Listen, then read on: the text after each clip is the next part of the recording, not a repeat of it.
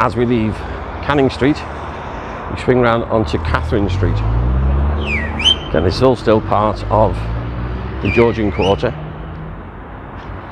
We're going to go and discover a secret flat.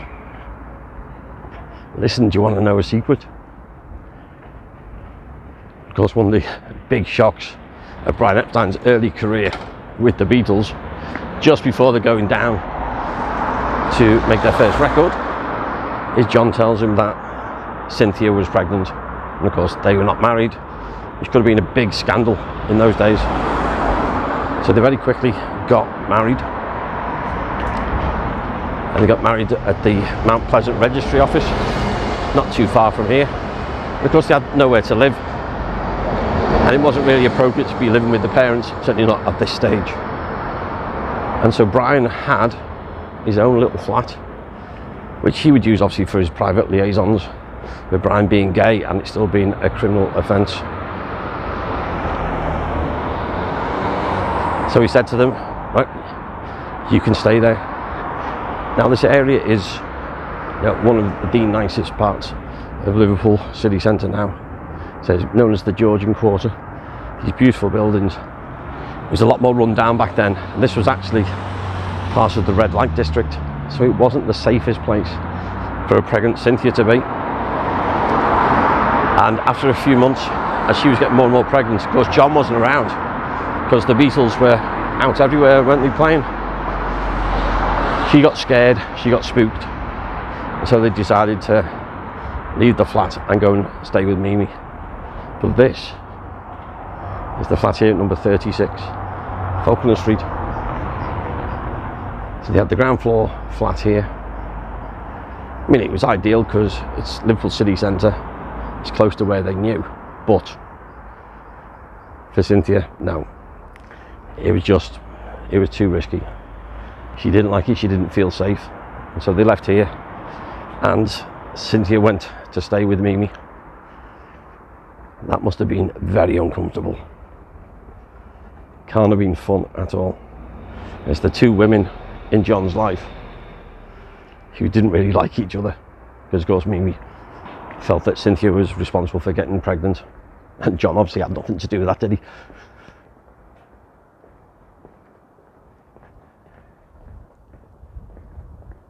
So now let's leave Falkland Street.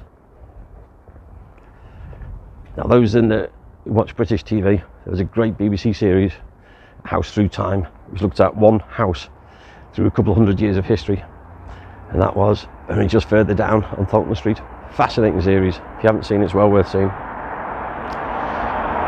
So let's leave Falkland Street and we come back to Catherine Street. Got the old women's hospital over there. There's another hospital that we're interested in right at the end here on the corner. Not a hospital anymore, that building's long gone. That was known to all of us kids.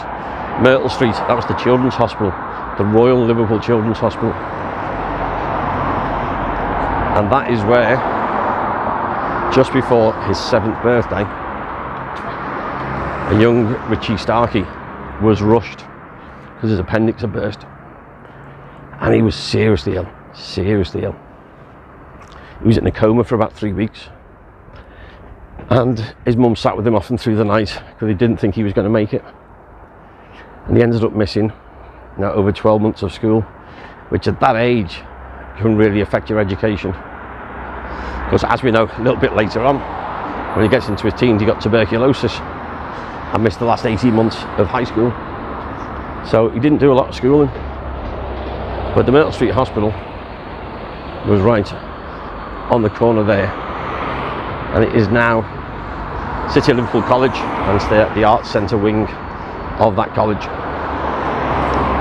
So that's where Richy spent a lot of time trying to recover, which of course thankfully he did. And his granddad, literally thinking he'd come back from the dead, nicknamed him Lazarus.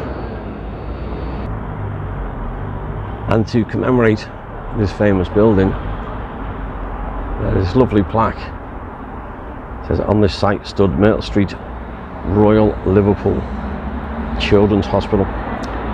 And as it states, it's the first such hospital in the UK. Opened there in 1848. I was here till 95.